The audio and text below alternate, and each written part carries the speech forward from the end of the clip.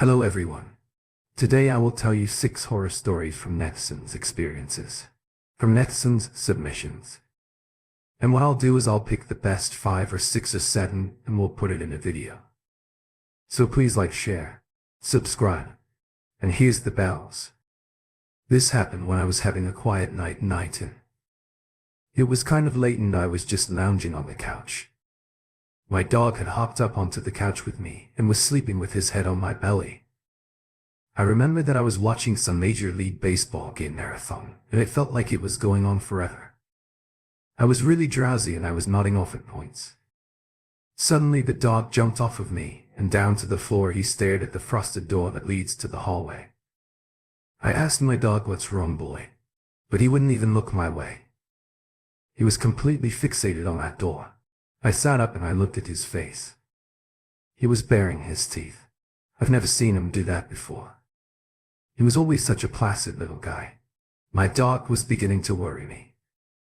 Now my worries increased when I heard him let out a very low, deep sustained growl. This was so odd because, like I said, I had never seen this kind of behavior from my dog before. His fur was up and he had taken this aggressive, forward-leaning stance. I decided to turn my attention to the lounge door. I wanted to figure out what my dog was growling at. I couldn't believe what I saw. There was a dark silhouette behind the frosted glass and was doing this very strange and creepy swaying movement.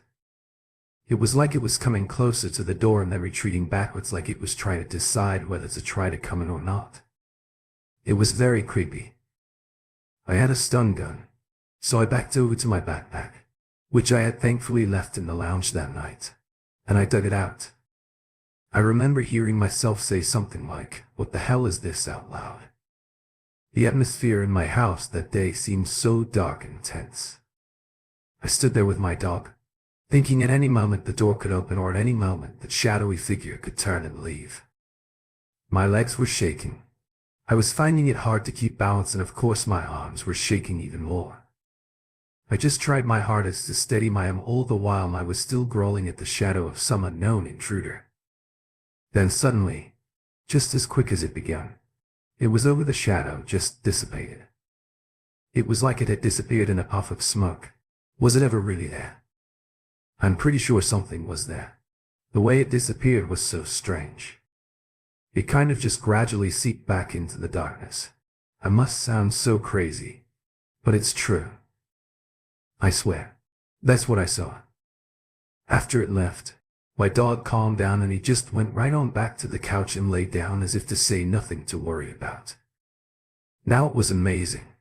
I'll tell you now. It took a hell of a long time to summon the courage to open that door.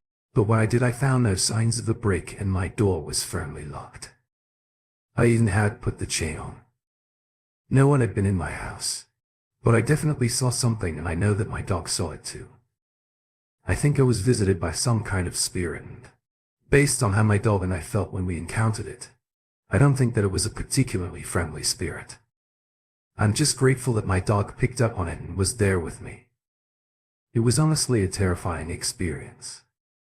I work in the apparel industry, and due to rising costs and declining quality coming out of China, my company decided to develop a new business opportunity to consolidate suppliers in Bangladesh. So I went to visit a supplier in Bangladesh to receive a pitch. I would be there to check the quality, perform some on-site surveys, and just see how things work out there. So this happened when I went to Bangladesh. I was blown away when I got there. Urban areas like Dhaka were so modern and just amazing. They rivaled Tokyo. Having said that, the countryside looked like it was right out of the movie My Neighbor Totoro. By that I mean there were a lot of rural areas without access to sufficient electricity or running water. I was kind of taken aback that their factories were located in an area like that. Let me just get it straight, I don't dislike that kind of environment at all. So, to be honest, I was enjoying looking around. I was discussing things with the employees at the factory and they were just all so nice. They were very interested in Japan and our way of life, and I have to say that I felt the same about Bangladesh. After a few days into my visit, I was offered to stay in the village with the locals. To be honest, the hotel I was staying in was in a place called Barisal, which was a little aways from the factory and the village area. So I thought, why not? I had a rare opportunity to see how the locals lived. Plus, I wouldn't exactly be doing much in my hotel room anyways. The village seemed pretty wealthy. They had an arcade with some really cool PS2 games in. It was great to see those. They had their own version of a convenience store too.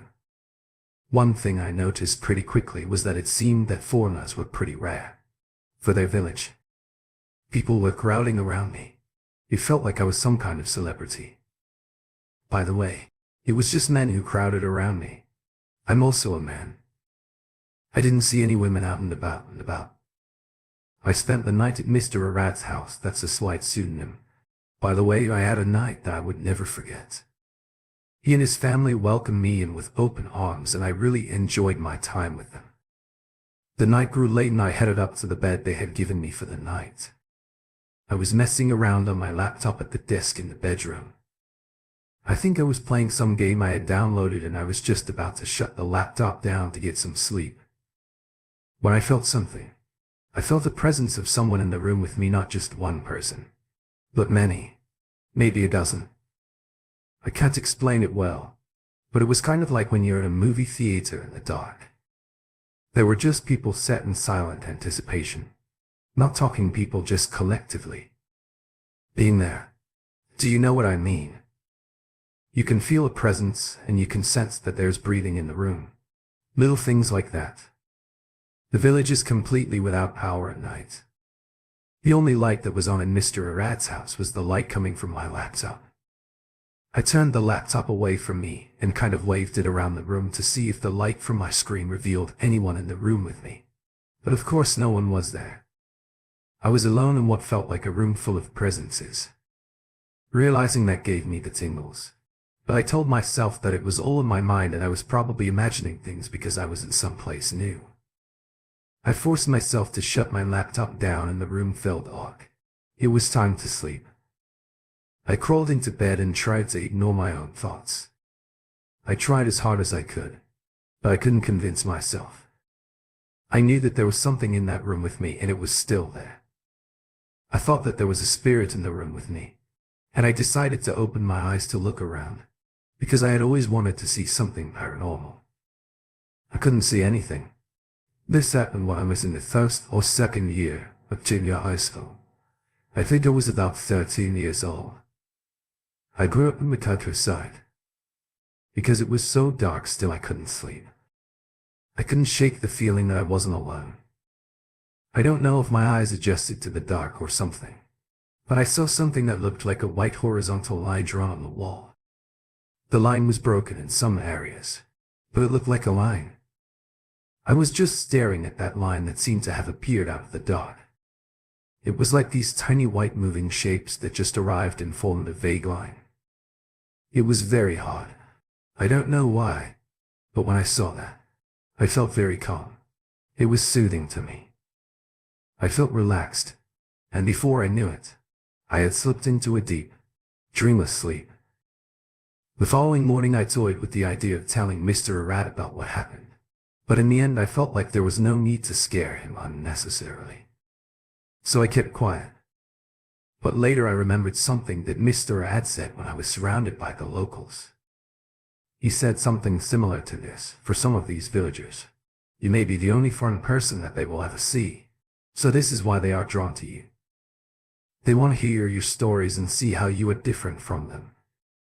Sorry, things are a little different here in comparison to the city. Please forgive them. They don't mean to be rude. So with that in mind, I can't help but wonder if some local spirits or reparations wanted to make contact with me to that night. If that's the case, then it's probably not the worst haunting or paranormal experience anyone could have right to date. It has been my only paranormal experience, and I'm fine with that. A few years ago, I had a dream that I was in an unfamiliar place. I was in a forest and there was a small river near our house, and then I was asked by a middle-aged couple for help. They called me over, and in my dream I thought that they had lost something and needed help finding it. I say that because they were kind of hunched over down by that small river. As I got down there, I saw that they were trying to float a man's body downstream. I was absolutely shocked. Due to the low level of water in the river, the body was only partially submerged and the body seemed to be stuck, and it wasn't moving. Then the man and the woman began to leave, as if they had given up on their horrible task. I was utterly terrified. At that point, I panicked and I regretted coming here at this point. I would like to remind you that this is still a dream, or a nightmare might be more accurate. For a reason unknown to me, I grabbed a bucket. It was like one of those sandcastle buckets you see kids playing with at the seaside. I just started filling this bucket up with water and tipping it on the body to try and dislodge it, so it flows down the river. Then I hear a distant police siren and something inside me snaps and I think, oh my God, I have to report this. And that was the point that I woke up. I was so creeped out by the realism of that dream. I just had to tell my husband about it. I guess I wanted to talk about it because, honestly, it was way scarier than I can do it justice by just writing it down.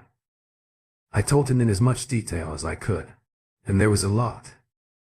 I could remember the terrain, where I was stood and what that middle-aged couple looked like. I mean, I could tell you where bushes and rocks were by that on. It's like I have a photo of it in my mind. I even drew a picture of it for my husband, but I'm no artist. We talked it over and we both ended up laughing at the level of detail my mind had conjured up. It relieved me, to be honest, because I woke up feeling as if I was an accessory to a crime. I had this strange, lingering sense of guilt, as if I was hiding a murder. So about a month ago, I was watching the news with my husband and we saw a report of a murder. A middle-aged man and woman had killed a man and his body had been found half submerged in a river. Sounds familiar, right? Well, in the report I saw the exact same angle by the river I had seen in my dream. The scenery was exactly the same. I clasped my hand to my mouth in shock. The river was just the same as it had been in my dream. It was shallow and narrow. And then they cut to the suspect's house, which looked exactly like the house in my dream. What shocked me the most was seeing an item on the step outside of their house. It was the sandcastle bucket I had used to try and dislodge the body with in my dream. Of course, in the news report they even said that there had been an attempt to float the body down the river by the suspects, but they said that those suspects must have given up at some point. The newsreader suggested that they may have been disturbed or spotted during the act and that could have scared them off. The appearance of those two suspects came next and they looked just as they had in my dream. It was around that point my husband murmured, "Isn't this like that dream you had?" It was hard to ignore the similarities between the dream and the news report. It was just all so overwhelming. It was like with each coming sentence from the newsreader's mouth, the more my anxiety grew. I felt as if I was involved because I had seen it all before. There were too many intricate details for it not to be even remotely considered a coincidence. My husband and I talk about it now and then little things just remind me of it, or he will sometimes come to me with a question about it. By the way, the real crime that was committed happened in a part of the country that I've never before, miles and miles and miles away from me. Last summer, I went out with a friend of mine for a drive. We wanted to go someplace scary. We were always trying to find someplace that might be haunted. Well, we went to a couple of places, but nothing really of note happened. It was pretty dull, to be fair. I thought of a place we could go, though our local ski resort was closed as it was summer, and I thought it would be fun to go up there while it was empty. The ski resort was way up in the mountains and we had drove through some long winding roads to get there. We pulled into the parking lot, which was surprisingly not behind a locked gate, and we parked up when we got there. We didn't really know what to do, to be honest, but then I had an idea. I came up with a game we could play. I'm not really proud of my game, and I don't think anyone out there should try it, because it's dumb and it could have got us or someone really hurt. My game consisted of turning off the lights in the car and driving around the huge parking lot. Although it was night and pretty dark, the moon was full and bright. But that doesn't make it okay though. But we thought that it would be okay. I have to say that driving around without the lights off is pretty thrilling. I was getting a little carried away. I wanted to scare my friend, so I was going faster doing these crazy skits. My friend got really mad at me at one point, so I figured I'd better stop and turn on the lights. Oh man, I wasn't ready for what I saw. I don't think my explanation can do it justice, but let me try. When I reluctantly turned on the lights, something appeared right in front of my car. There was someone there, not just one person, but 6 or 7. They were stood in different spots of the parking lot.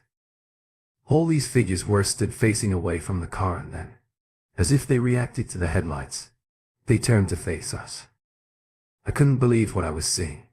I was so scared I just reacted.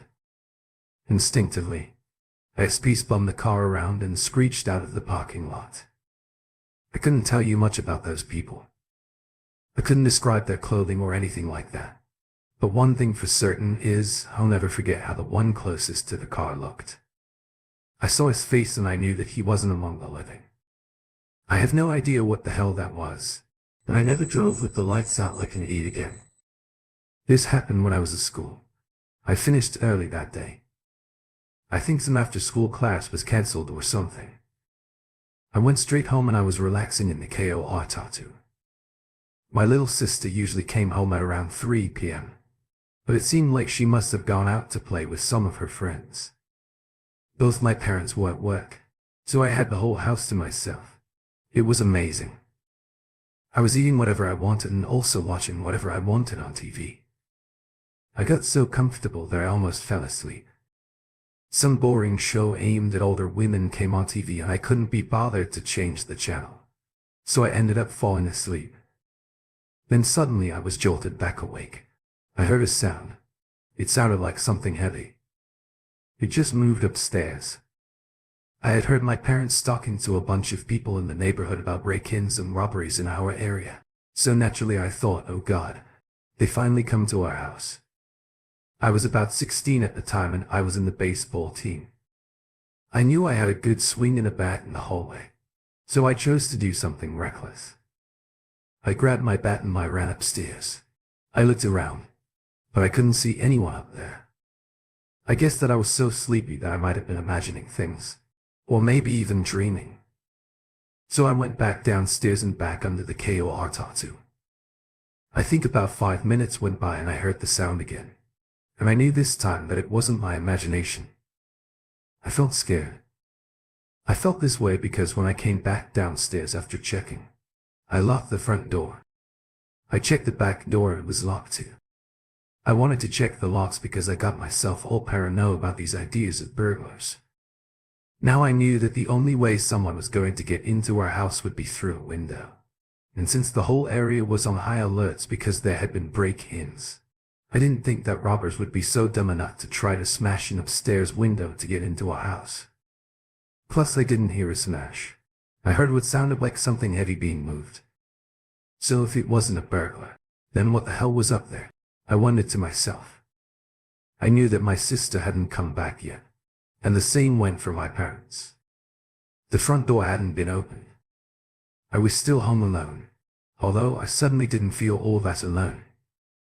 I was scared, but I picked up my bat and I started for the stairs again. I slowly climbed them. This time a part of my bravado had wilted.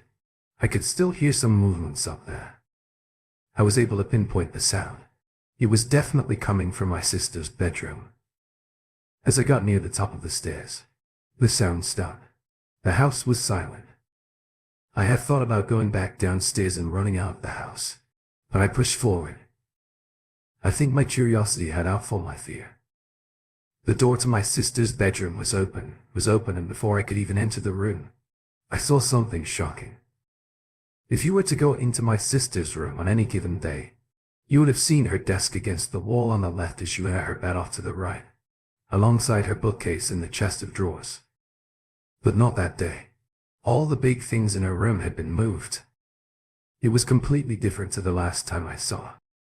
It looked like it had been ushered into the corner of her room, where the door to her wardrobe was. I know. I know kids change their rooms all the time. Right. Well, my job most mornings is to wake up my sister for school.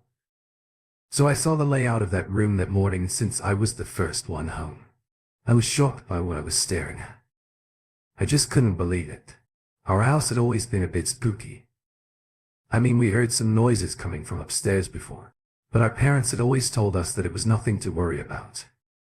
We had never come home to find furniture moved around though. I mean, it sounds weird saying this, but I would have preferred to have gone up there and seen whatever had moved all her stuff, rather than been confronted with nothing. I didn't know what to do, but I knew that I didn't want to be home alone anymore. I had no explanation for why all her stuff was piled up in the corner of her room. I had always wondered why the furniture seemed to be blocking the closet door, but I never found out why. I called a couple of my friends in the neighborhood and asked them if they wanted to hang out, and thankfully they did. We all met up at a nearby convenience store. I would never be the type to believe in experiences like this, but since it actually happened to me, I have no choice but to believe. It was the first time in my life that I realized that there are some things in this world that are completely unknown. This is a terrifying experience. I had at my last apartment a few years ago back, when I was a student. I lived in a rundown apartment because that was all I could afford. It was a nice enough room. Don't get me wrong, it was spacey house and the rent was reasonable too. There was only one thing I couldn't stand about the place. Every night, at about 11 p.m., I heard this strange knocking sound coming from upstairs. At first I thought it was some kind of animal, maybe a cat or something, but because I could always hear that noise at a specific time of night, I put it down to being the work of a human, someone living upstairs. One night, during my 3rd month of living in that place, I decided to go upstairs to complain to the resident in the apartment above mine. However, when I went to speak to the guy, it felt like he knew my complaint was coming, because he said something along the lines of, listen, buddy, the last guy who lived in your place said the exact same thing. I'm not making that noise. Man, it's probably just an animal or something. Okay. I don't think he liked or appreciated the look I must have had on my face, because before I could say anything, he said, I can't hear the noise up here. It's nothing to do with me. All right. And with that he gave me a look of his own. I didn't understand. It didn't seem logical. The noise was coming from the ceiling, and his apartment was directly above mine. How could he not have had something to do with that weird tapping noise at 11 p.m.?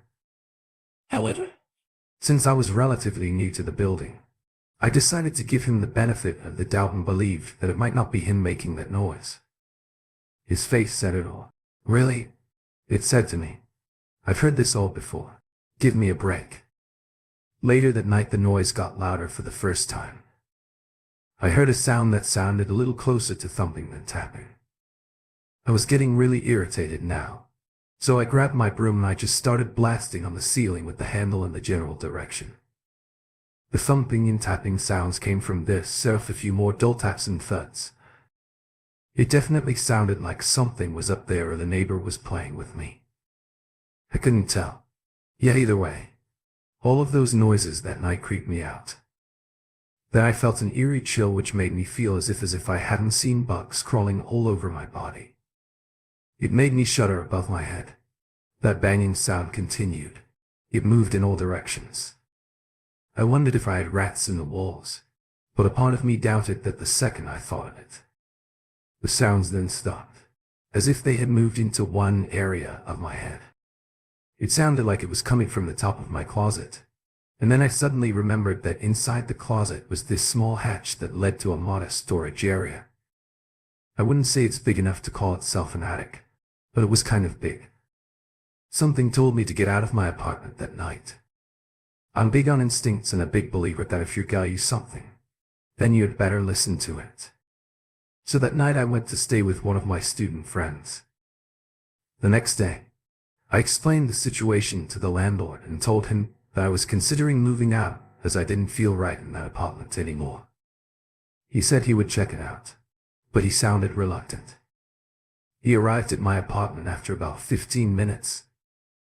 He said that it had been a while since he had been up there in the storage attic area thing, and if I wanted he could set some traps or something if it was a wild animal up there. I told him that the noise was coming regularly before. It was a tapping sound and something that I thought an animal wouldn't be capable of doing. But he kind of shrugged it off as if he'd heard it all before he opened the attic hatch from inside the closet and poked his head up there, but then quickly retracted it. His face was a few shades paler. When he came back out of that attic hatch, he mumbled something and I told him that I couldn't hear what he was saying. And then he repeated himself, "Oh son, you better come with me outside for a minute." With that he made a call and left. He asked me to stay out of my apartment while he was gone. I think about 30 minutes max passed, and then he returned with the police. The police began to question me for a while, but it wasn't a heavy interrogation or anything. It was just one officer who was asking me about how long I lived there, while a couple of others who showed up with him were poking around in that small attic space. The police and the landlord had done a great job of trying to hide what was in the attic from me, because clearly something was going on. But I looked up there myself while I was waiting for him to come back. I couldn't fight my curiosity. I just had to know I saw a skeletal hand up. There were still strands of dead flesh clinging to it, but it had been there for a very long time. I can't help but think that the tapping noises that I heard was someone trying to get my attention. Someone wanting to be found is